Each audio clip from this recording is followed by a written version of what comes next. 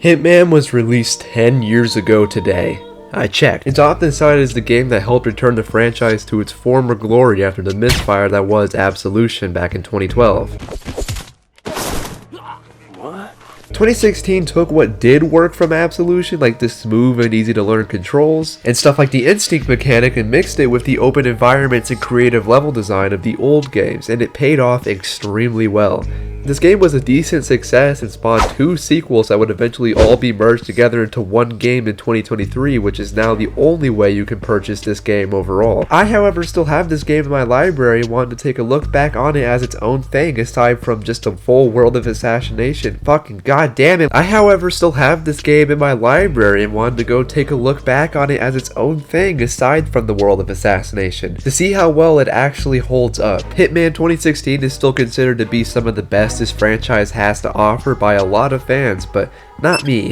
Hitman Blood Money is still my personal favorite of the franchise and probably always will be, but that's not for the reasons you might expect. I actually have no nostalgia for Hitman Blood Money at all. In fact, it wasn't even my first Hitman game. Absolution was. If anything, I'm more nostalgic for Robot's videos about this game than the game itself. Oh! It's Obama! Is Obama subscribed to me? Wow. Mr. President, have you been using Botox lately? You look like a balloon. I didn't end up playing Blood Money until sometime in my early teens, and I didn't really love it that much. At the time, I found the controls to be extremely stiff and confusing, and overall the game itself buggy and dated. I respected it for how it basically shaped what the franchise would become, but I certainly didn't love it. It wasn't until this year that I actually finally downloaded again after it spent years collecting dust on my fucking PlayStation, and it very quickly won me over this time around and ended up becoming my favorite of the franchise before I even fully finished the fucking thing.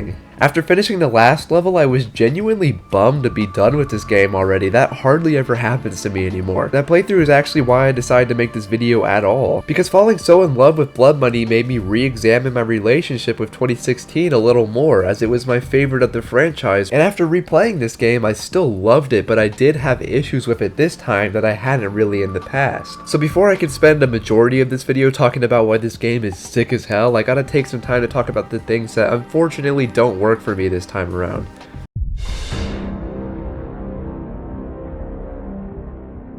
This game being released over time in different packs of levels you had to pay for is stupid as hell, and part of the reason the game didn't do as well financially as they had planned. Even though I love this game, this type of game design has been a tumor on the brain of gaming for over a decade now. Buying a $60 game should just be that. Buying the game, not buying the application so that you can make several more in-game purchases afterwards. Everyone knows that microtransactions suck. I'm aware that I'm just preaching to the choir here, but I had to complain about that because it's bothered me for 10 fucking years now, dude. While this game has amazing level design that's detailed and super well designed, I think some of these maps are just a tad bit too big, and it's easier than you'd think to just get turned around or spend way too much time trying to get back to an area that you just run out of time completely to do your assassin opportunity or whatever. I also don't love how this game just spells out exactly what you need to do when you find an opportunity. You can just start tracking that shit and it starts to feel like a mindless checklist that you do everything the game tells you to. I'd recommend turning this off or just not using it that much because it makes the game feel very easy and kind of hollow. Hitman Blood Money actively encourages you to pay attention to your surroundings and figure things out for yourself. Let's see, I need to get into this backyard, but there's a barking ass dog in the way.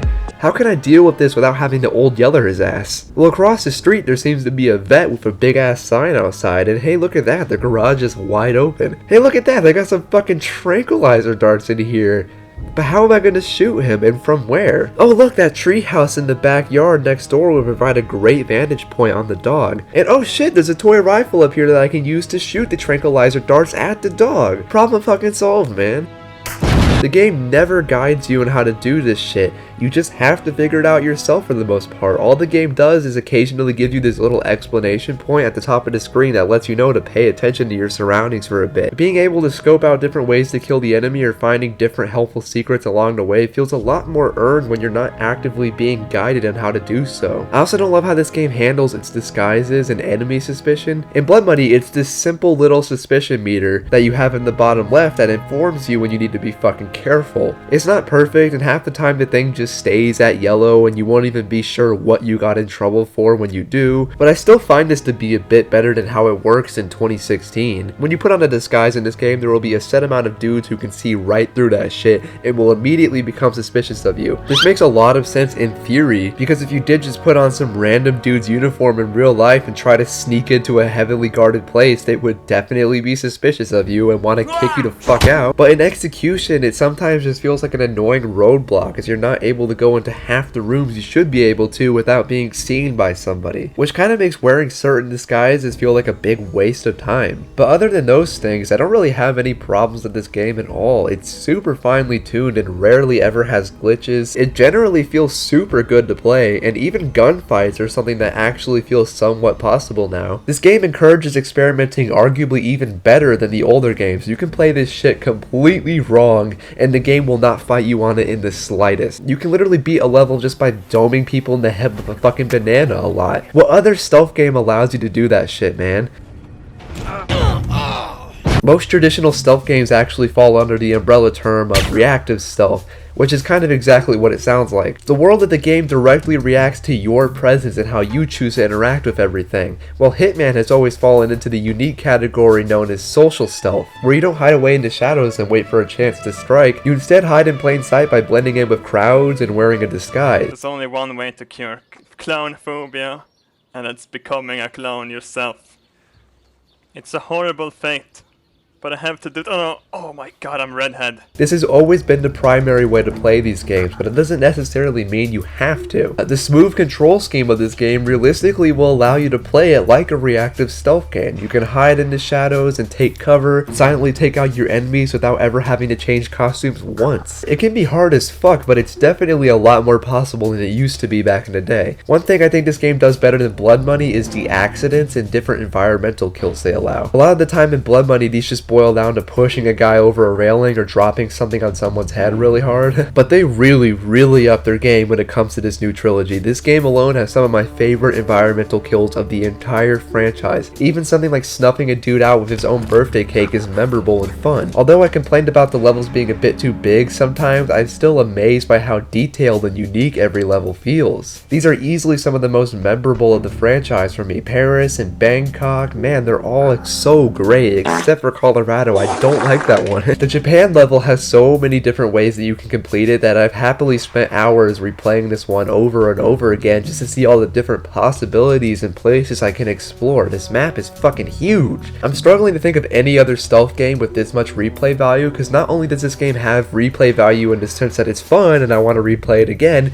but it actively encourages you to do so. You complete a level and get a lame ass score and you might as well try it again with the knowledge that you gained from the first time. This game is very much about trial and error. The franchise has always been that way, and I'm so glad they brought back the regular saving system and abandoned this stupid checkpoint shit of absolution. Being able to save the game mere seconds before attempting some stupid crazy bullshit allows for you to experiment without the fear of losing a ton of progress or having to restart entirely. The plot of these games has never been really anything of note in my opinion. The stories are usually very bare bones and they just kind of exist as a way to tie all the different levels together, but I do like that this game is actually a prequel instead of a full-blown reboot like the game might imply. This is the exact 47 that we know and fucking fear, but this time around he's just baby 47, and the cutscenes in this game are genuinely great. They look amazing. I can't wait to see how they handle it in Hitman 2. Oh god, what the fuck? This is like when an anime blows all of its budget on the first episode and then looks like shit for the rest of the series. I like the idea of a younger, less experienced 47, but also why the fuck does he look like that? I mean, he's always kind of looked strange, to be fair. In the old games he was a goblin, and in Blood Money he looks like a thumb person from Spy Kids grew a fucking face. But how does this game actually hold up after a full decade? I mean, that's kind of the point of a video like this, right? To see if it's still good or not. And if 10 minutes of mostly praise didn't answer that question for you, I'll just flat out say yes. Yes, it does hold up quite a bit actually.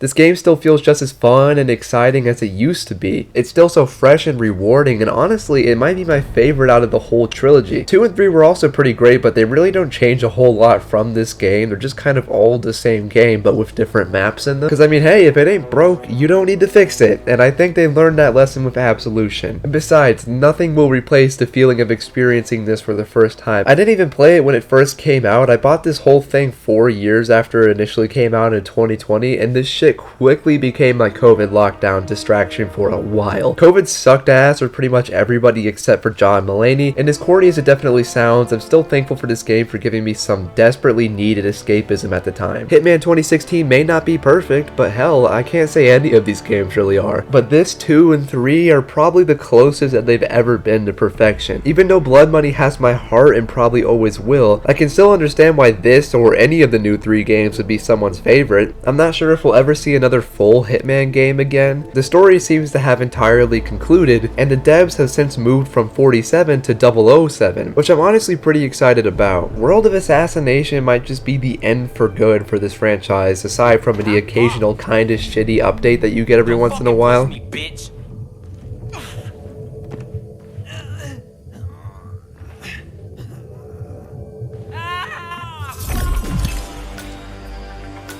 And while I'm sure I and a lot of other people would not complain about several more sequels to this franchise, I'm still very, very satisfied with what we got. Here's to you, 47. Oh god, that has fucking rat poison in it.